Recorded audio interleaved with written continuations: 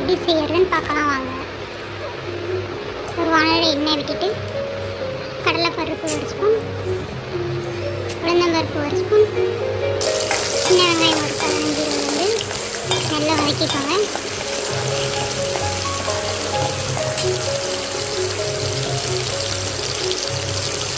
காரத்துக்கு ஏற்ப வரமிளகா போட்டுக்கோங்க. வெங்காயம் நல்லா வதங்கின பிறகு தேவையான அளவு புளி,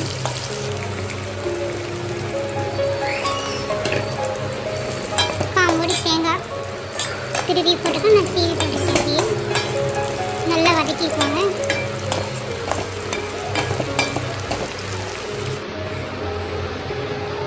அது தனியாக ஒரு பாத்திரத்தில் மாற்றிக்கிட்டு மறுபடியும் வானலில் எண்ணெய் விட்டு நறுக்கி வச்ச பீட்ரூட்டை போட்டு வதக்கிக்கோங்க.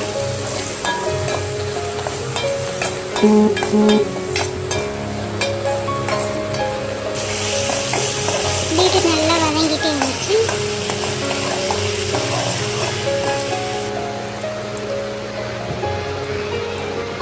பீட்ரூட் நல்லா வெந்ததும் சிறிதளவு மல்லித்தழை சேர்த்தா கொஞ்சம் டேஸ்ட் அதிகமாக இருக்கும்.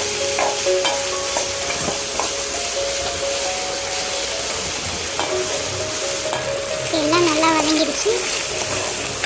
இப்போ அப்படியே மிக்ஸி ஜாருக்கு மாற்றிக்கோங்க. ஆறுனதும் மிக்சியில் போட்டு ஒரு அரை அரைச்சிக்கலாம்.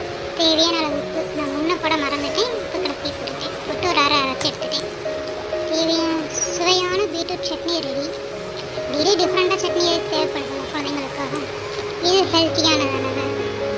பீட்ரூட் சட்னி, ஆப்பிள், முட்டை, தோசை. நைட்